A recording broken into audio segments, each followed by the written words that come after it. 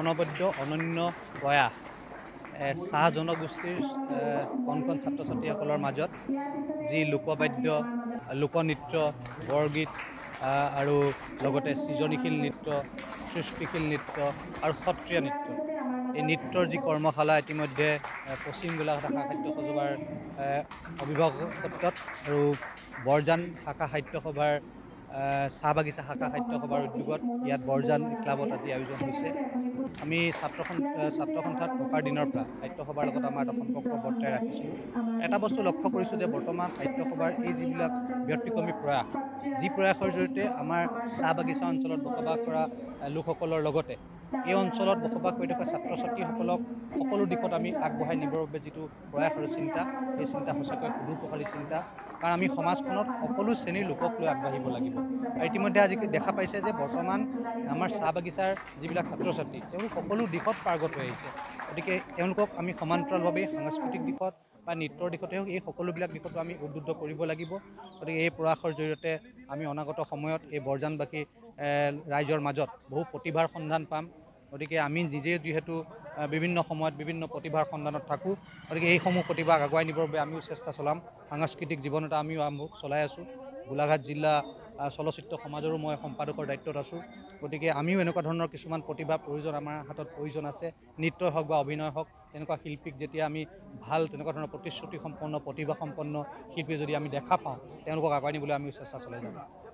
অসম সাহিত্য সভাৰ চাহ জনগোষ্ঠীয় ভাষা সংস্কৃতি বিকাশ উপসমিতিৰ উদ্যোগত আৰু আমাৰ পশ্চিম গোলাঘাট শাখা সাহিত্য সভা বৰজান চাহ বাগিচা শাখা সাহিত্য সভাৰ সহযোগত আজি সত্ৰীয়া নৃত্য, লোকনৃত্য, সৃষ্টিশীল নৃত্য, বৰগীতৰ কৰ্মশালা অনুষ্ঠিত হৈছে।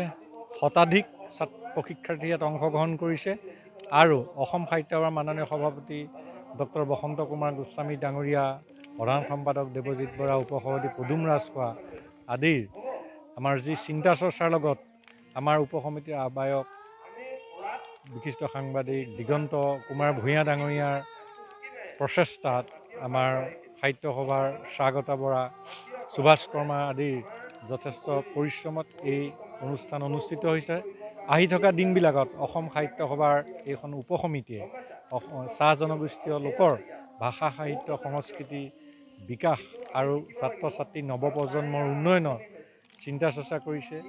এখন চাহ জনগোষ্ঠীয় লোকৰ কবিসকলৰ মাজত কবি সন্মিলন পতাৰ চিন্তা চৰ্চা কৰিছে আৰু অসমীয়া বৃহত্তৰ জাতি গঠনত চাহ জনগোষ্ঠীয় উপসমিতিয়ে এনে কাৰ্যৰে আমাক যথেষ্ট সহায় কৰিব বুলি আমি আশা ৰাখিছোঁ। চিৰস্নেহী মোৰ ভাষা জননী।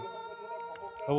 যি তেখেতসকলৰ উত্তৰণৰ দিশত আজি এই বৰজান চাহ বাগিচাত সাংস্কৃতিক কৰ্মী আমাৰ দিগন্ত ভূঞাদেৱৰ আহ্বায়ক দিগন্ত ভূঞাদেৱৰ নেতৃত্বত আজি বৰজান চাহ বাগিচাৰ এই কণ কণ ছাত্ৰ ছাত্ৰীসকলৰ মাজত এক কৰ্মশালা অনুষ্ঠিত কৰিছে।